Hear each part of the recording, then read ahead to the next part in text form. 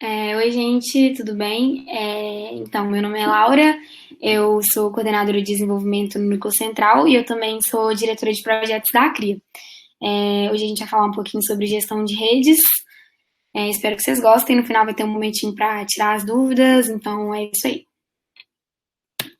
Então, gestão de redes sociais, né? É, Ao longo do treinamento vão ter alguns conteúdos complementares que vocês podem olhar, porque mídia social é muita coisa, então requer maior estudo, assim. Eu vou deixar disponibilizado para vocês no final também. Mas o que as redes fazem, né? Então, as redes trabalham com presença. Atualmente, quando você pesquisa alguma marca no Facebook ou no Instagram e você não acha aquela marca, a impressão que se tem é que é uma marca fantasma, né? É uma marca que não existe. Então, ela precisa estar presente no cotidiano online mesmo, com branding digital, e a gente vai falar de construção e de gestão de marca, desde o posicionamento que aquela marca tem até a identidade visual dela. O alcance, então, tipo, é altamente escalável, né? As redes sociais podem fazer com que a sua publicação atinja uma quantidade infinita de público, né? Dependendo do quanto de estímulo você der para aquilo, quanto você se planejar. Engajamento, sim, então não basta ter alcance, as pessoas têm que interagir com a sua publicação, e aí a gente entra num dos principais diferenciais das mídias sociais, que é o fato de que elas são mídias que permitem a troca, assim. Então, diferente da televisão, onde é, a marca fala, mas ninguém responde, as redes sociais permitem essa troca, esse engajamento. Você escuta também o que as pessoas têm a dizer. A qualificação de lead, então um público que às vezes não está tão qualificado assim, que não entende tanto do seu mercado, não entende da solução que você tem para dar, nem do seu produto, a partir do momento que ele entra em contato com a sua marca, consome os conteúdos que você tem a oferecer, ele vai se qualificando, né? Desculpa, gente, buzinaram aqui na rua, mas enfim, ele vai se qualificando e ficando mais próximo de se tornar um potencial cliente mesmo.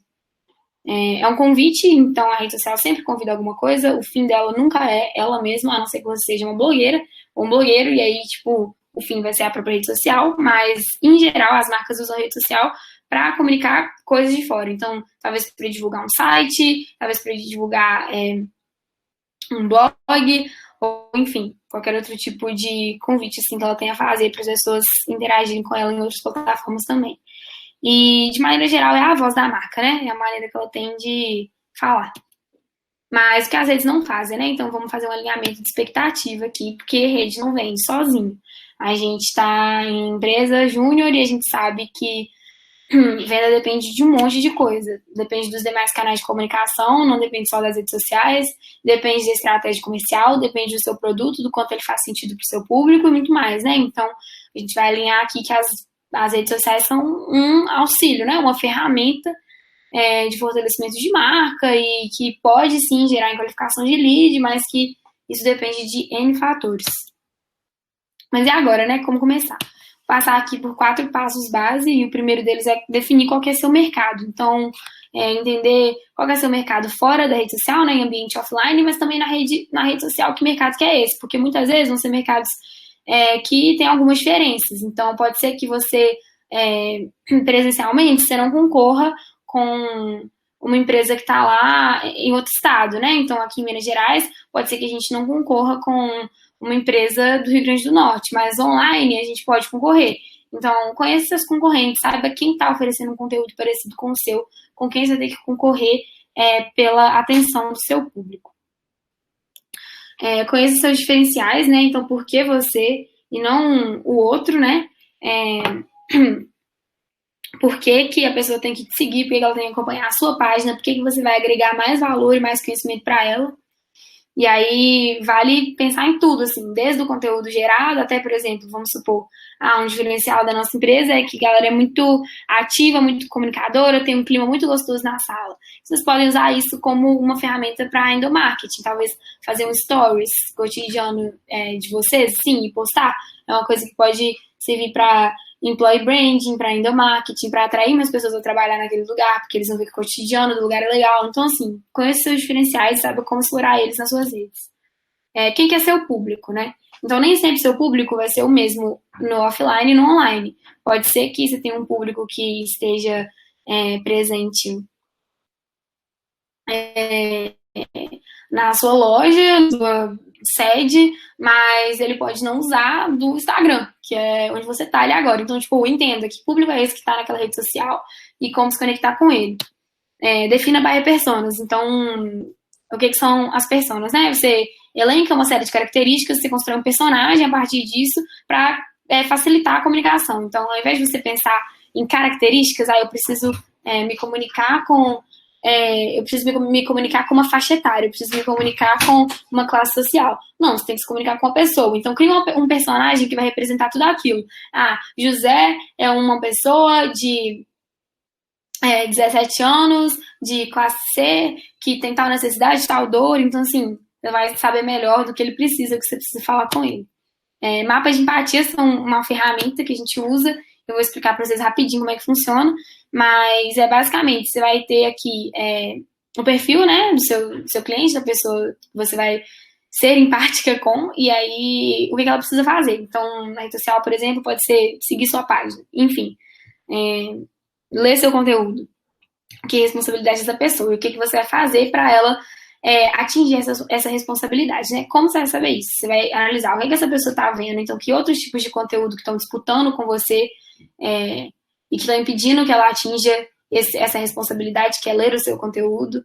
O que ela fala, então, o que ela demanda na rede social, como que é a reação dela a cada conteúdo, como que ela reage aos estímulos, o que ela faz. Então, ela tá curtindo o quê? Ela tá comprando o quê? Ela tá seguindo quem, assim? Quais são as ações dessa pessoa na rede social? E o que ela escuta? Então, os conteúdos que ela consome, o que eles falam? Já entendi que ela consome conteúdo de X e Y empresa, mas, tipo, o que tá falando nesse conteúdo? Tá dando dicas de... dicas sobre como usar aquele produto? O que é, né? E aí vocês vão chegar a entender, assim, tipo, que dores que ela tem. Porque se ela tá fazendo uma coisa, isso aponta para uma dor que ela tem. Se ela tá falando uma coisa, isso aponta para uma dor que ela tem, e assim por diante. E a partir das dores que ela demonstrar, você vai saber quais são os desejos que ela tem, vai conseguir trabalhar em cima disso, né? Então, você vai entender que demanda que ela tem e vai poder oferecer a demanda que ela precisa e não a demanda que você acha que tem que ser. E aí, quem é você, né? E aí, a gente falando da solução e da experiência que você entrega. Então, quando a gente pensa em serviço presencial, a gente fala muito de Customer Experience. Só que a Customer Experience também existe no online, assim. Então, tipo, qual é a experiência que você tá dando para aquela pessoa na sua rede social? Seu feed é uma bagunça, não dá para entender nada? Seus stories são completamente desorganizados? Os conteúdos que você posta são muito longos? Os vídeos, você posta muito vídeo, isso demanda muita internet, então pessoas que têm menos acesso à internet não conseguem consumir seu conteúdo. Quem quer ser o público? Seu público tem acesso à internet? Então, assim, entender, tipo, que experiência está entregando, né? Que solução que você está entregando por trás daquilo. A pessoa precisa saber alguma coisa, você está oferecendo que ela precisa saber, o que sua rede está entregando de solução. E sua identidade visual, então, tipo assim, manter um padrão coerente, estético, que transmite as coisas que você quer passar. Então, se sua marca é mais energética, é tipo um produto para público jovem, é uma coisa mais ativa, assim, criativa, é legal talvez explorar tons quentes, cores vibrantes, uma saturação mais alta, assim. Então, tipo, se a identidade visual tá coesa, tá coerente, você mantém ela nos seus posts, ou cada publicação tem uma identidade visual completamente diferente, porque você precisa de manter, precisa ter presença e consolidação de marca, né? Porque o seu público olhar, bater o olho na sua postagem, saber, isso aqui foi dessa marca daqui, isso é, tipo, a identidade visual dela. O tom que você usa, e aí entra na mesma situação, assim, se você tem uma marca que é uma empresa que dá consultoria em vendas. Geralmente a galera que quer vender mais está buscando por uma estratégia mais agressiva, quer que a pessoa compre. Então, assim, talvez seja um tom mais frenético, um tom mais incisivo, com mais pontos de exclamação. Mas, em contrapartida, se é sei lá, você está vendendo colchão, você vai precisar de um tom mais aconchegante, mais acolhedor. Então, usar palavras mais sensíveis, talvez não explorar verbo no imperativo, né? Uma coisa mais nesse sentido, assim. E com isso tudo você vai construir sua brand persona. Então, igual você tem a buyer, você tem a brand, que vai ser um mapeamento das características da sua marca que vai falar como é que você vai agir. Então, se sua marca é uma uma empresa júnior de estatística, sua brand persona provavelmente vai ser mais detalhista, vai gostar mais de se basear em dados, e aí você pode falar, não, Joana é uma pessoa muito detalhista, formada em estatística, que gosta sempre das coisas muito bem explicadinhas, muito detalhadas, ela valoriza muito X e Y, os hobbies dela são assistir filmes policiais com suspense, porque ela gosta de desvendar a trama, porque ela é muito voltada para essa parte de lógica e tal, e aí você vai saber como se comunicar, como que sua marca, qual que é a personalidade dela, né? O que você tem que transmitir, e isso vai te ajudar na sua comunicação. Ok. Aí a última coisa é definir objetivos, assim. É muito importante você saber qual que vai ser o seu objetivo. Vai ser o aumento de alcance da sua marca? Ah, eu acho que eu já estou me comunicando bem, já estou falando o que eu preciso falar, só que ninguém tá vendo. Então, o foco vai ser alcance. Ah, não, vai ser a qualificação de leads. Minha marca tem, meu perfil tem muita visualização, mas, tipo, meus leads são zero qualificados. Quando eu posto conteúdo de meio, de fundo de funil, ninguém curte. Então, vai ser focado para isso. Ou qualquer outro, né? Objetivo que vocês definirem, mas é importante ter isso mapeado. Tá, beleza, aqui tem mais um conteúdo complementar. Tá ok, gente, até agora? Eu tenho, tipo, alguma dúvida muito gritante? Alguém fala no microfone, porque eu não tô lendo o chat.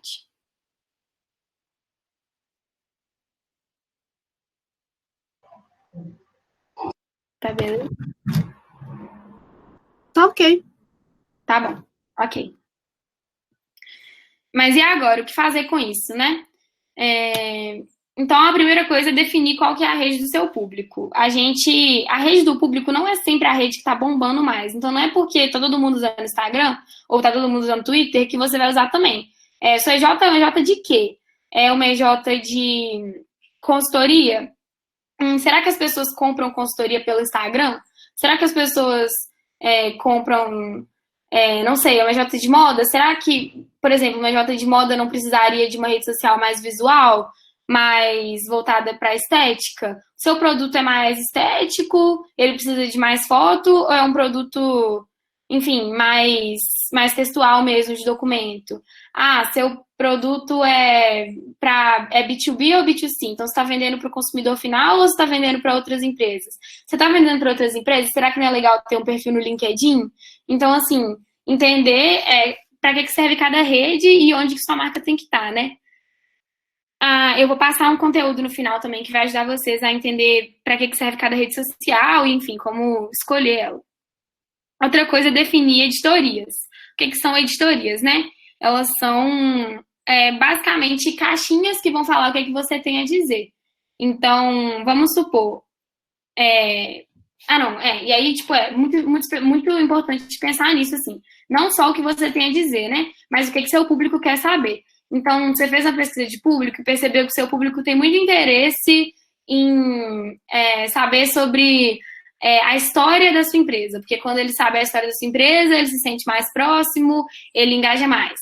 Então beleza. Então você vai ter uma editoria que é só nossa história. E aí vocês vão falar sobre a história do movimento Empresa Júnior, a história da empresa de vocês. Talvez isso seja legal, por exemplo, para EJs que vendem muito para a área acadêmica, assim. É legal explorar mais a história, como é que a EJ surgiu na universidade, que ela tem um papel de investir na educação e tudo mais. Então, assim, entender quais são as demandas e definir, tipo, caixinhas de conteúdo que você vai falar, né? Mas outro exemplo, assim, nossa, meu público tem muito interesse em saber o que está acontecendo aqui na minha cidade. O que está acontecendo aqui em Viçosa, o que está acontecendo aqui em Belo Horizonte. Então, eu vou criar uma editoria só sobre coisas que estão acontecendo na cidade. Enfim, vai depender do que vocês estão vendendo, do que o público de vocês quer consumir, mas, tipo, tenham essas editorias definidas. Vai ter uma editoria só para o nosso serviço. Então, uma vez por semana, a gente vai postar uma coisa sobre algum dos nossos produtos. Vai ter uma editoria só de case, porque o meu cliente, ele agrega muito valor no que eu falo quando eu mostro para ele que eu já fiz isso antes. Então, vai ter uma editoria só de case. Vai ter uma editoria só de datas comemorativas. Enfim, vocês precisam ter isso pré-definido, assim, para vocês saberem o que vocês vão falar na rede social. Usa o funil de marketing.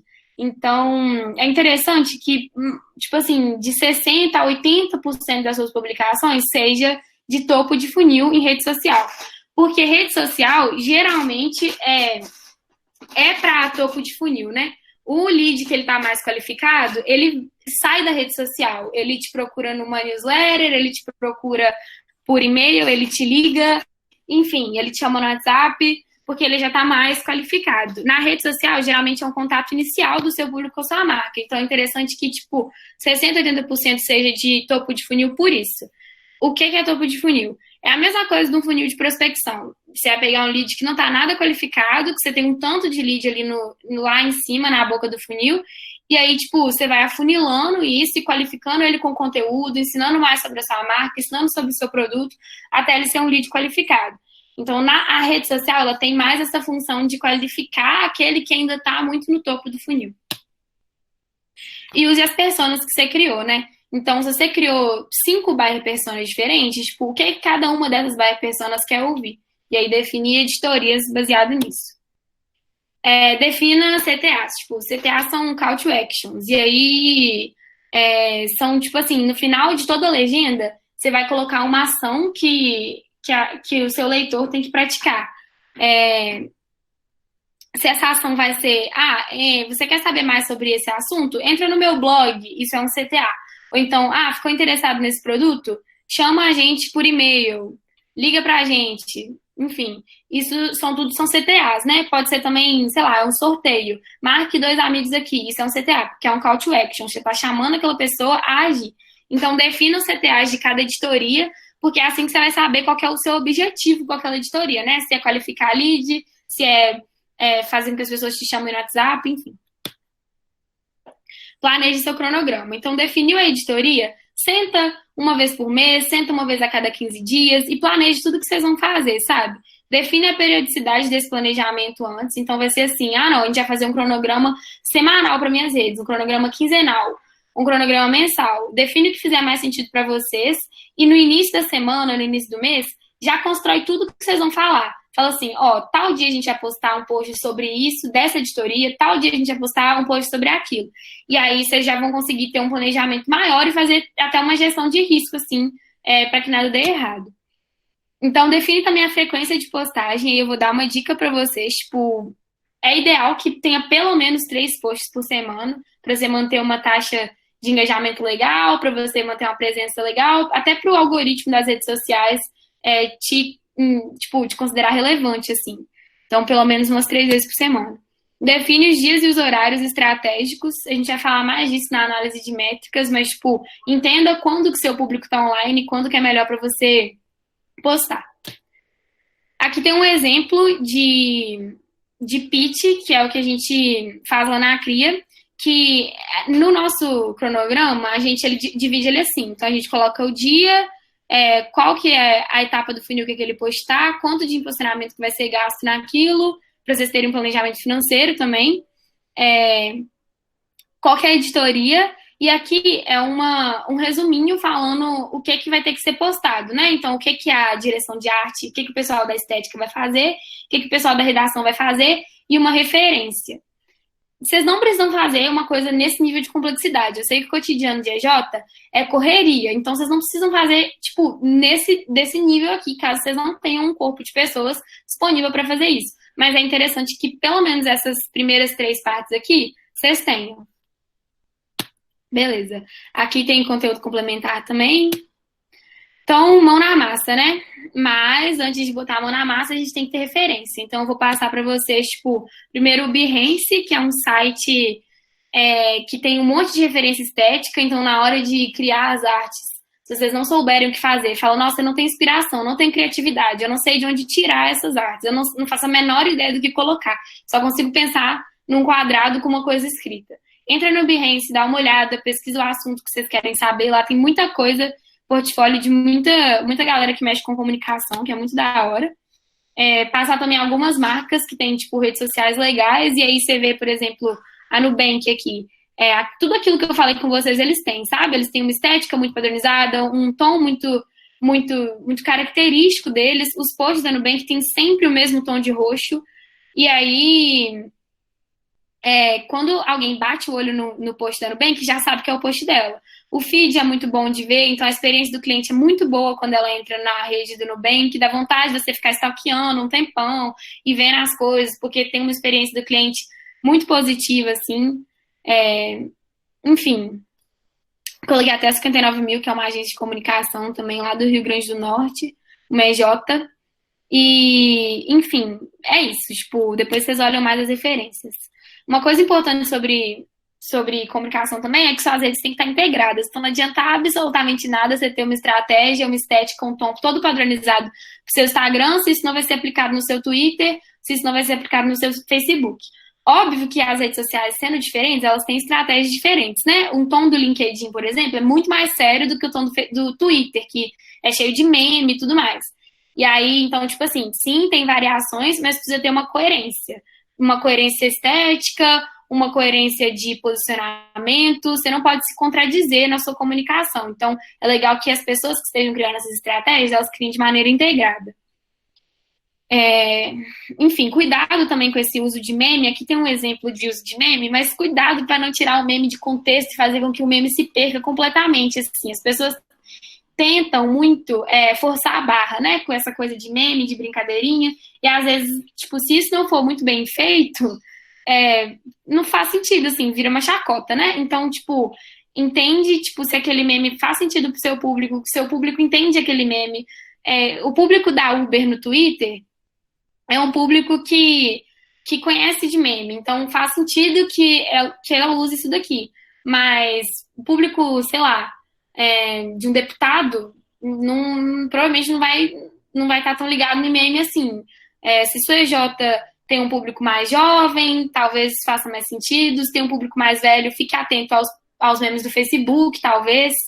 Enfim, tudo isso é sobre coerência de marca. Conteúdo complementar. E aí eu vou fazer com vocês uma pequena imersão criativa, que é um processo que a gente faz lá na Cria. E aí eu queria falar com vocês um pouquinho sobre estética, né? Então, tipo, estética e funcionalidade, assim, não é só sobre estar bonito. As coisas são funcionais. Então, existem teorias sobre o sentido de leitura. Quando você bate o olho em uma coisa, a sua mente tende a ler ela num sentido específico. Esses dois sentidos aqui são os mais comuns. Então, ou você vai ler nesse sentido assim, você vai começar por aqui, vai passar por aqui, vai atravessar a página e vai terminar no final, ou você vai ler em F, você vai fazer uma leitura panorâmica. O que é essa leitura em F, né? Primeiro você bate o olho, aí você faz uma leitura de cima para baixo assim, depois você observa os detalhes que estão nas laterais. Eu vou dar exemplos aqui, ó. Vocês conseguem ver que primeiro, esse pôster aqui, quando vocês bateram o olho, vocês leram Felipe Vilaça, vocês perceberam que tinha uma espada do Minecraft, depois vocês olharam para a cara dele, aí vocês viram isso daqui e vocês terminaram com a logo da Cria. Isso é estratégico, porque, por exemplo, a logo da Cria no final, ela gera presença de marca, assim, fortalece marca, porque a última coisa que você lembra depois que você termina de consumir o conteúdo é da empresa. Então é legal que a logo da sua empresa esteja sempre aqui nesse cantinho aqui, porque aqui é provavelmente o lugar onde as pessoas vão terminar a leitura delas. Então, já é uma dica, assim. Então, aqui, ó, fica muito nítido essa visualização em Z. E aqui a gente tem um exemplo de visualização em F. Então, o olho faz assim e depois ele lê as informações que estão aqui, ó. Vocês conseguem perceber que é um F. Ok, a gente vai falar um pouquinho sobre tipografia, que é a fonte, né, da arte que você vai usar. É importante ter uma tipografia padrão. Então, tipo, define uma ou duas tipografias que você vai usar ali sempre. Uma tipografia mais para o corpo e outra tipografia mais para o seu título. Eu vou passar um pouquinho sobre como usar essas tipografias.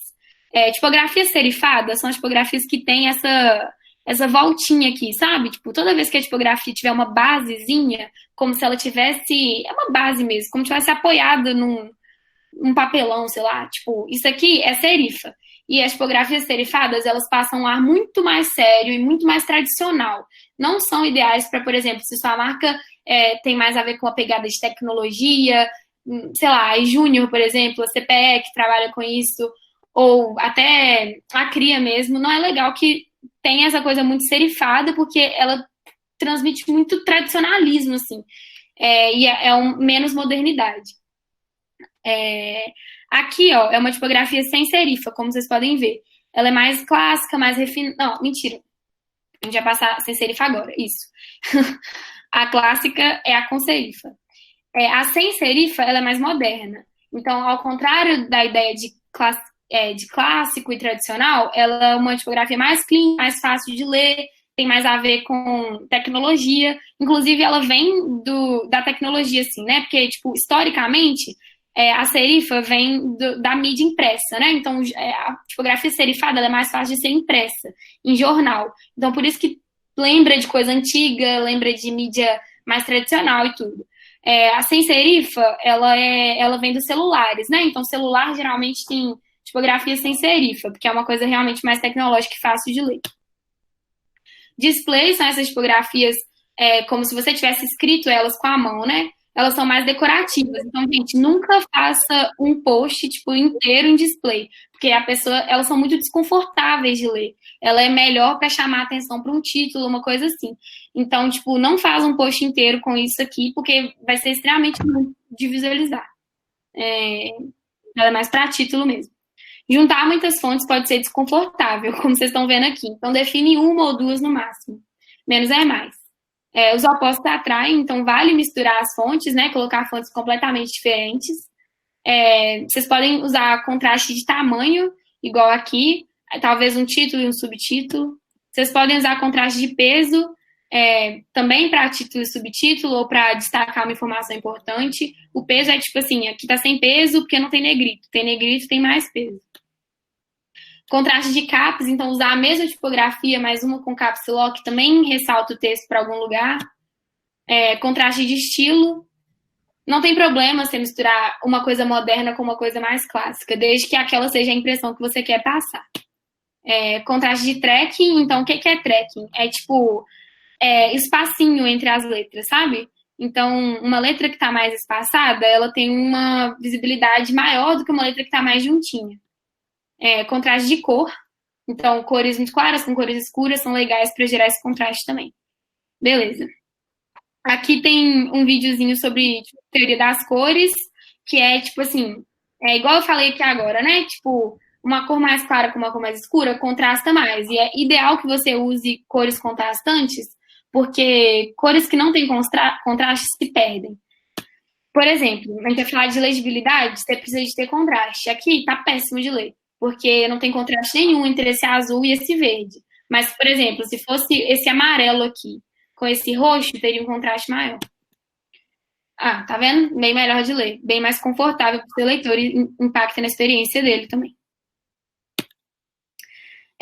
Sem hierarquia, a leitura fica perdida. Então, aqui, tipo, esse slide é um exemplo disso, né? Provavelmente o que vocês leram primeiro foi a leitura.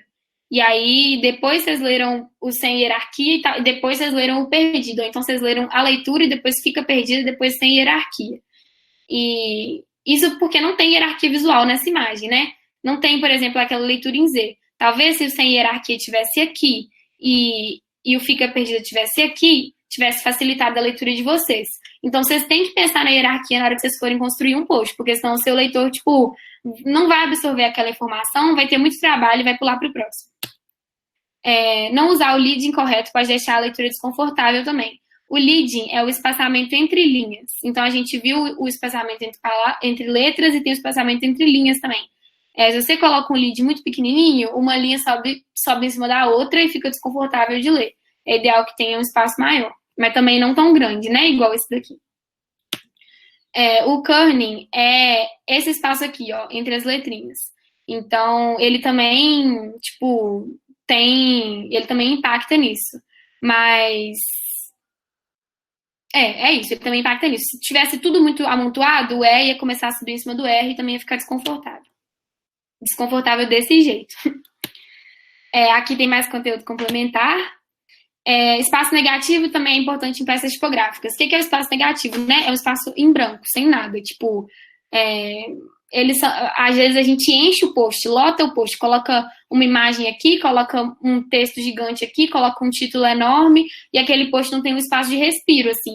É importante deixar espaços de respiro, porque eles servem para o texto respirar. Ajudam até na absorção do conteúdo. Sem alinhamento, parece que o texto está saindo sem controle. Então, tipo assim, olha isso daqui, não tem nenhum conforto em ler isso, né? Você precisa de alinhar seu texto. E aí, uma dica também é não alinhar ele. Muita gente acha que o alinhamento daquele que vai do início até o final, né? Que fica um quadradinho, é o alinhamento melhor. E não é assim. O alinhamento melhor é o alinhamento em F, igual a gente já tinha conversado. Então, se você alinhar seu texto todo à esquerda, por exemplo, colocar isso aqui tudo para cá, ó, é bem mais fácil de ler. E confira as bordas, é tipo assim, vocês estão vendo que todos os slides, eles têm essa bordinha aqui, ó. E todos eles eu respeitei. Tipo, nesse treinamento inteiro eu respeitei a borda e não coloquei nenhuma informação dentro da borda. Tipo, deixa uma borda, não coloca informação na borda, porque fica confuso, fica mais difícil de ler, às vezes fica muito poluído, não tem um espaço de respiro nas bordas também, então, tipo, fiquem atentos a esse tipo de coisa. Lembre que você está produzindo para um feed também, então não adianta nada você fazer um post lindo, sendo que ele não tem nada a ver com o resto do seu feed.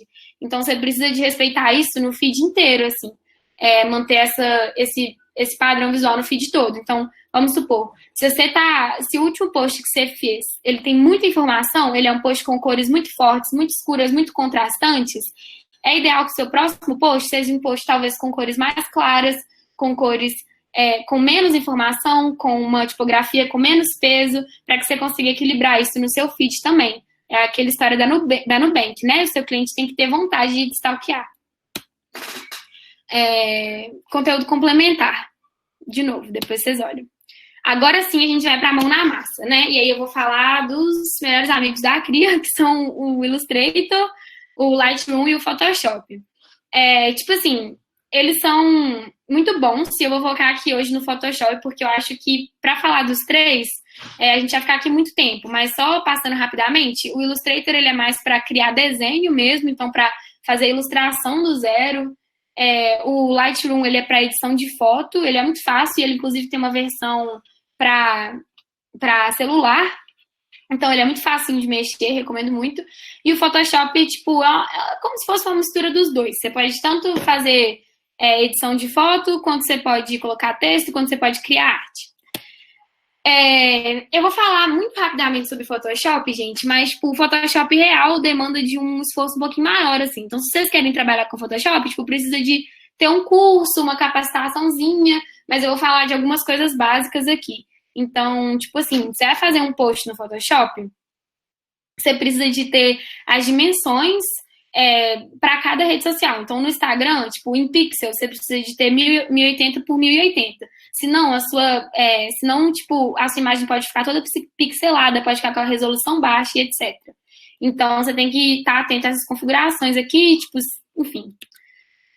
Post Facebook é a mesma coisa, tipo, 1000 por 1300 em pixels também. Então, eu vou compartilhar isso com vocês, caso vocês queiram criar posts para rede social depois. Aqui está ensinando a salvar, então você tem que ir arquivo, exportar, salvar para a web e sempre salvar em JPEG, né, para ter uma resolução melhor para você postar nas suas redes. Enfim, e se ater a tudo que a gente já comentou. Aqui, ó, tem um pouquinho como recortar qualquer coisa no Photoshop, dominando as máscaras, as camadas e a ferramenta Pentool. E, tipo assim, isso aqui é meio que um kit básico. Então, para as EJAPas que querem aprender a mexer com Photoshop, tipo, baixa a versão de graça do Adobe, depois chama alguém da Cria, a gente te ensina também, tipo, a conseguir, enfim, a baixar no computador de vocês. Mas é isso, assim, tipo, tem um conteúdo complementar para quem quer se aprofundar mais. E o Photoshop é muito bom, assim, o pacote Adobe é muito bom porque ele permite muita flexibilidade e muita construção de marca. Então, o que você criar no Photoshop vai ser seu, sabe? Não vai ser de mais empresa nenhuma. E quando a gente fala de autenticidade em rede social, é muito importante porque se você faz a mesma coisa que todo mundo está fazendo, dificilmente você vai ser lembrado, né? E aí, o que adianta ter essa trabalheira inteira, sendo que depois o seu público, tipo, vai te confundir com outra pessoa. E aí, o Photoshop e os programas da Adobe, eles permitem essa criatividade maior, essa personificação maior da sua marca, assim. Então, por isso que eles são bem mais interessantes. Mas, para as EJAPas que não têm tempo de mexer com essas coisas e que não querem dedicar esforço com isso agora, a gente tem algo mais simples, né? E é o Canva, que é o queridinho de todo mundo, tipo, porque ele já tem os templates prontos.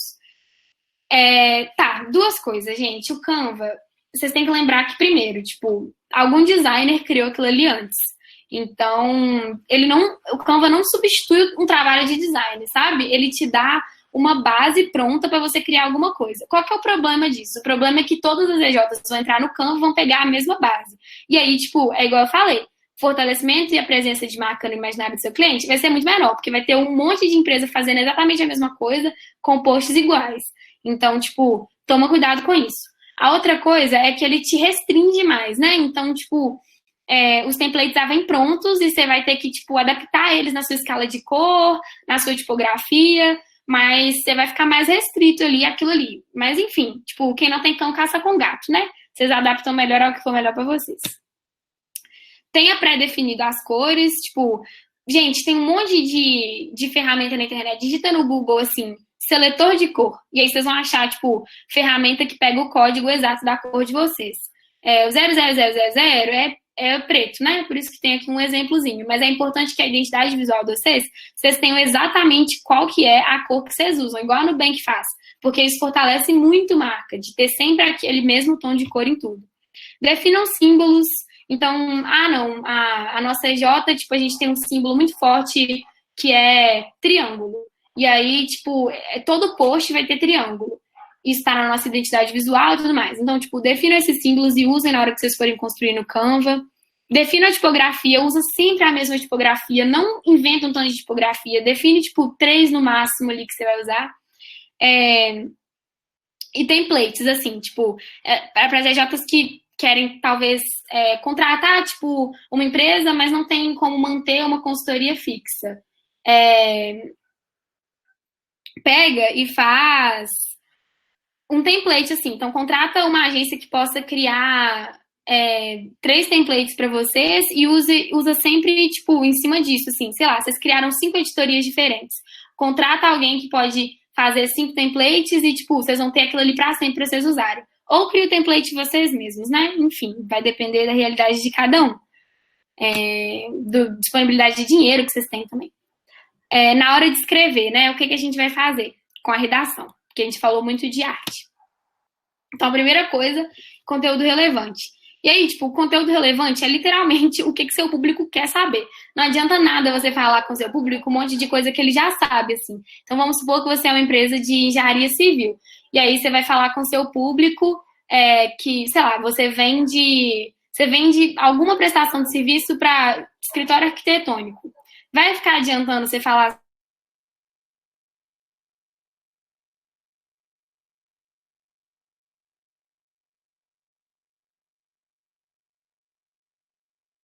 já sabe disso. Então, tipo, não adianta você falar coisa que aquela pessoa já sabe, porque o que vai acontecer, ela vai falar, nossa, eu tô careca de saber disso, vai te dar um follow. Então, tipo, define o que seu público quer saber e o que ele não sabe ainda, pra você saber o que você vai oferecer de conteúdo. Praticidade na leitura. Então, tipo, cuidado, não escreve legenda muito grande, escreve uma legenda que seja de fácil consumo, que não tenha, tipo, muitas complicações. Então, tenta usar o tempo verbal comum, tipo, a ordem canônica das frases, sabe? Tipo, eu vou fazer tal coisa. Não inventa uns trem, tipo assim, tal coisa eu vou fazer, porque isso vai dificultar com que as pessoas consumam seu conteúdo. A não ser que você seja, tipo, uma EJ de letras, que não é o caso da Rede Central, não tem nenhuma. Então, é isso. Vocabulário coerente, né? Então, se você é uma empresa que preza por maior formalidade, tipo, tem algumas EJs que vão mais nessa vibe, tipo, a UCJ, por exemplo, mantém um vocabulário formal, evita gíria, busca, tipo, se atentar muito à erro gramatical, assim, óbvio que todas as EJs têm que estar atentas a isso, mas, tipo, mais ainda, né, quando você está se portando como uma marca muito formal e tudo.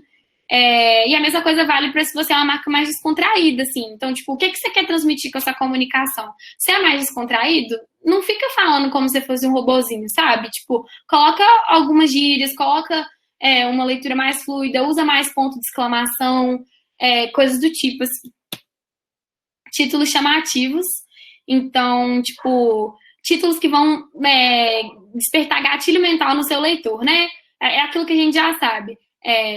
5 passos para fazer tal coisa. Por que você deve investir em tal coisa? Tipo, são coisas que despertam curiosidade. A pessoa, tipo, ela pensa, putz, por que eu devo fazer isso? Eu não sei responder essa pergunta. Então, tipo, títulos com esse tipo de gatilho, assim, são interessantes. Então, definam sempre títulos importantes, não menosprezem a importância do título.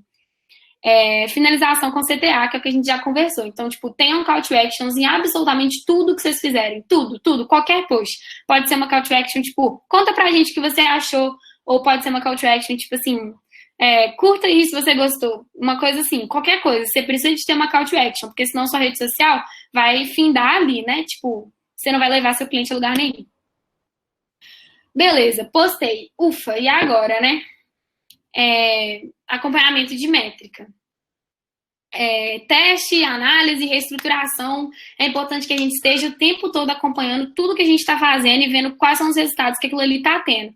Então, as próprias redes sociais, elas te dão algumas ferramentas. Então, usa o que a rede te dá, sabe?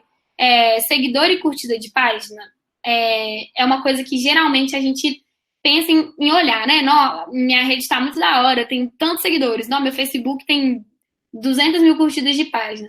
Tipo, uma dica, assim, é não focar muito nisso, porque isso são o que a gente chama de métricas de vaidade, assim. A não ser que você tenha um conteúdo muito específico, tipo, uma campanha voltada para aumentar a visibilidade da sua página, beleza, faz sentido, mas, tipo, a métrica por si só de seguidores, ela significa muito pouco, porque você pode ter uma gama enorme de seguidores e nenhum daqueles seguidores ser um potencial cliente, assim. Então, não se deixe iludir, sabe? Não se deixe iludir pelo número de seguidores, que pode ser que você esteja atingindo um tanto de gente que não tá nem aí pro que você tem a dizer. Ou que, tipo, tá aí, mas que nunca vai comprar de você. Então, tipo, tem isso mapeado. E aí a minha dica é trocar o número de seguidores e curtidas por, tipo, quem tá seguindo e curtindo. Então, se stalkeia, entra lá nos seus seguidores e vê, não, essa pessoa aqui, tipo, se stalkeia mesmo, pega uma amostra, assim, você tem 1.000 seguidores, pega uma amostra de 20 seguidores e faz uma análise de perfil de cada um deles. Pega a amostra aleatória, assim mesmo, e pensa, putz, a maioria dos meus seguidores são homens na faixa de 40 a 50 anos, que são, tipo, pais de família e trabalham em empresas de economia. E aí, tipo assim, falar, essas são as pessoas que eu quero vender? Tipo, essa pessoa que vai comprar na minha página? Se for, beleza, tipo assim, da hora. Se não for, tem alguma coisa de errado, né, na sua estratégia. Então é hora de rever aquelas perguntinhas iniciais lá de público e do que você está gerando de valor para esse público, quais são suas editorias e tudo mais. Uma dica também, tipo, se tiver com dificuldade de alcançar o público certo, é ir no manual mesmo, sabe? Tipo assim, óbvio que vocês podem, tipo, investir milhares de reais contratando uma consultoria de marketing que vai conseguir impulsionar demais a sua rede social. Mas eu imagino que se vocês estão nesse treinamento de redes hoje, é porque vocês querem fazer vocês mesmos, né? Não é porque vocês estão tentando evitar ter que contratar alguém. Então, tipo assim, se você vai fazer esse serviço, pensa tipo, o que eu posso fazer manualmente mesmo? Velho, meu público, eu concorro com a marca tal. Então, entra lá no perfil da marca que você concorre, entra nos seguidores dela e vai seguindo todo mundo. Tipo assim, entra no perfil dessa pessoa e vê quem que ela segue. Eu concorro com uma agência de comunicação aqui de BH. Entra na agência de comunicação, vê quem que tá seguindo essa agência, aí você entra no perfil de quem tá seguindo e vê quem que essa pessoa segue. Aí você vai descobrir que essa pessoa segue um tanto de pet shop. Aí você vai, consequentemente, descobrir que seu público tem interesse em pet. E aí você vai conseguir produzir conteúdo para ele. Enfim, não sei se fez sentido. Se vocês não tiverem entendido, me perguntem no final, que tá quase acabando. Então, tipo, outra métrica que as pessoas confundem muito é a impressão versus alcance. As duas são importantes, mas qual que é a diferença, né? Impressão é o número de vezes que a sua publicação apareceu no feed de alguém. E aí, vamos supor que você fez um tweet. O tweet apareceu pro fulano. Aí, o amigo do fulano foi lá e retweetou o tweet que você fez. Aí, o tweet apareceu pro fulano 2 vezes. Aquilo vai contar como 2 impressões, mesmo que tenha sido a mesma pessoa que viu. Então, tipo...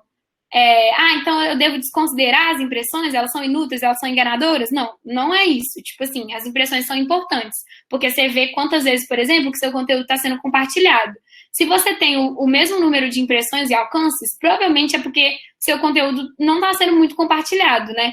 Então, enfim, ele está tendo um número reduzido de impressão.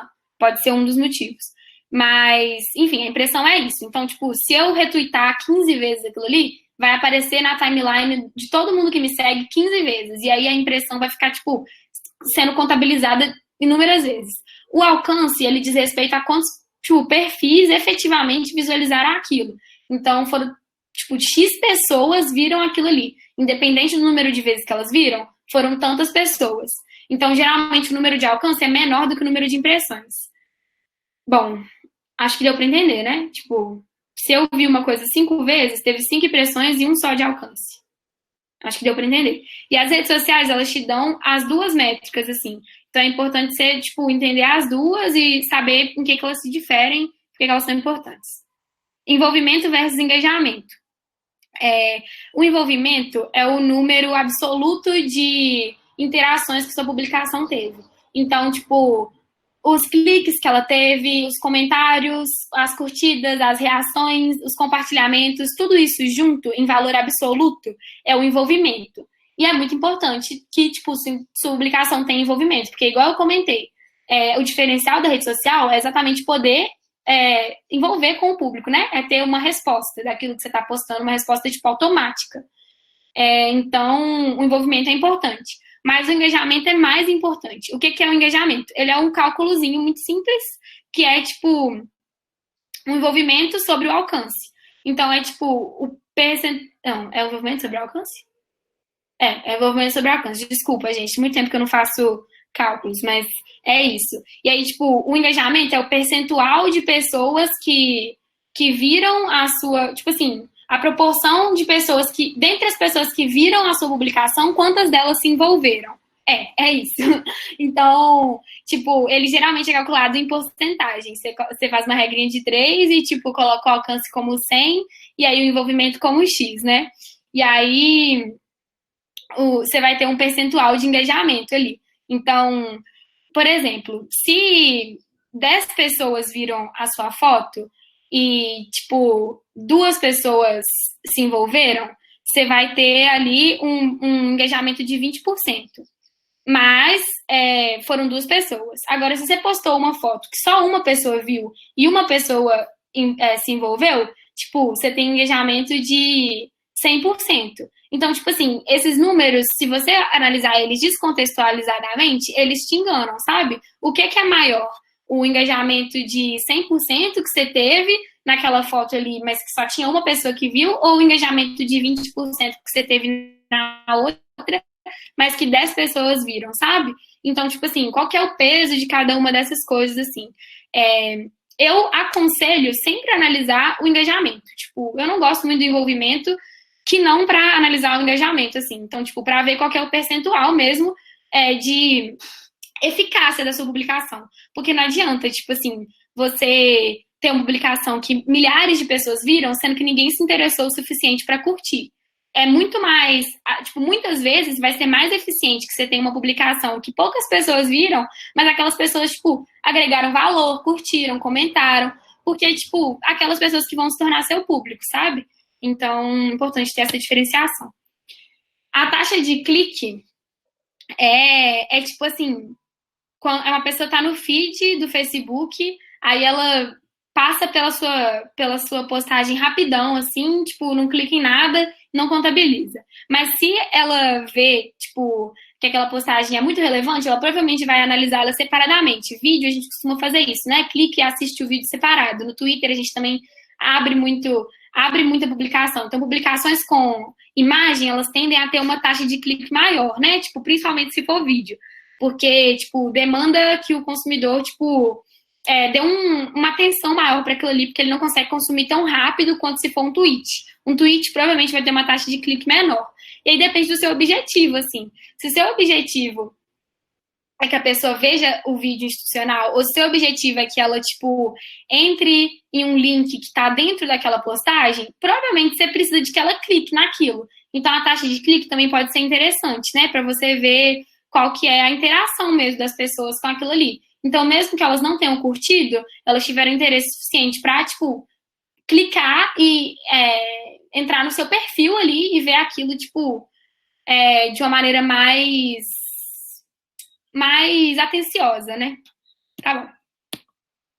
E aí, por último, o perfil dos seguidores. É aquilo que eu já falei com vocês, tipo, quem é que tá seguindo isso. E aí, tipo, quando você entra no perfil dos seguidores, é muito importante que você esteja com o perfil certo de seguidores, porque senão suas métricas não adiantam absolutamente nada.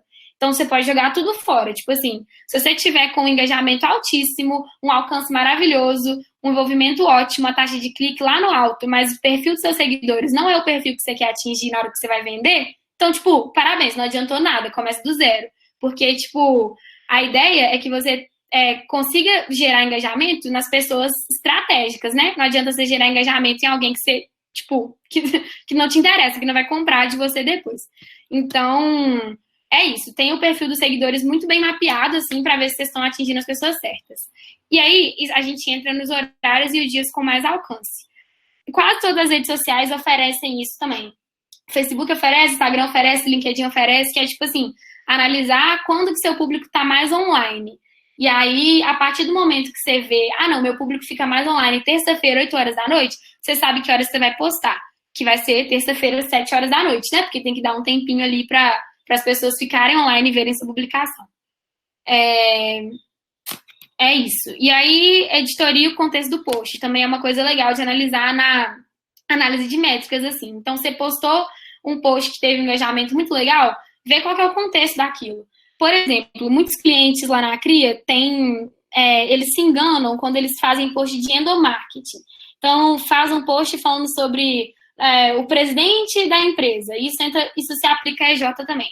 Aí todo mundo da EJ vai lá e comenta, não, lindo, maravilhoso, nossa, muito competente. Aí a mãe do cara comenta, tipo, perfeito, nó, doido demais. A namorada dele compartilha. Aí vira um post com, tipo assim, muito engajamento, com um sucesso muito alto. E aí a empresa vira e fala, a gente quer mais post desse jeito, porque esse post aqui dá certo. Mas dá certo pra quê, né? Se você estiver precisando fortalecer sua relação com o stakeholder familiar, realmente tá dando certo. Ou você tá precisando fortalecer a imagem do seu presidente dentro da sua empresa, tá dando certo, uma puta estratégia de endomarketing. Agora, se o seu intuito é se conectar com o seu consumidor, tipo assim, o que adianta, né? Todos os familiares daquela pessoa estarem compartilhando aquilo dali. Nada. Então, tipo, analisa o contexto do post e por que ele fez sucesso. Tipo, ele fez sucesso porque alguém famoso compartilhou. Ele fez sucesso porque coincidiu de ser uma data, uma data comemorativa de não sei o que, e aí, tipo, ele viralizou por causa disso. Então, tipo assim, entende o contexto, analisa de verdade. Analisar o número não é suficiente quando você fala de comunicação, assim, tipo, precisa de uma análise quantitativa, mas principalmente de uma análise qualitativa, pra você saber, tipo, se aquilo ali tá realmente fazendo efeito. Cuidado para não se enganar, né? Igual eu já comentei aqui várias vezes, tipo, não se iluda, minha arte tá maravilhosa. Tá maravilhosa, mas seu feed tá feio. Tipo, tá maravilhosa, mas não diz nada sobre sua identidade visual. Minha legenda tá muito bem escrita. Mas, tipo assim, não é coerente com o posicionamento e com o tom que seus clientes têm com você. E assim por diante. Tipo assim, não se engane, porque é muito fácil se enganar com rede social e achar que sua rede social tá, tipo, perfeita, maravilhosa, sendo que ela tá zero estratégica, né? Rede social precisa de ser funcional também. E lembra do seu objetivo.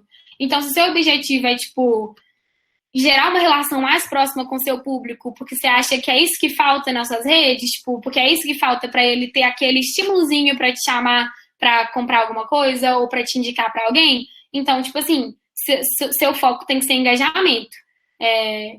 E aí por diante, assim, seu objetivo é endomarketing, seu foco tem que ser editoria membros. E, tipo, já dei vários exemplos aqui durante o treinamento, mas lembre do seu objetivo.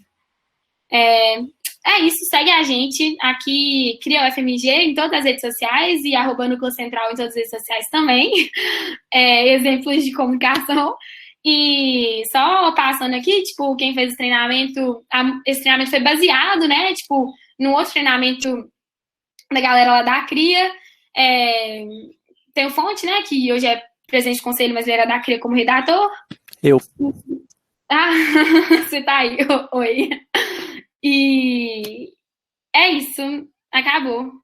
Qualquer coisa me chamem. E aí agora eu vou abrir, tipo, um tempinho pra dúvida, uns 20 minutinhos aí, tipo, e é isso.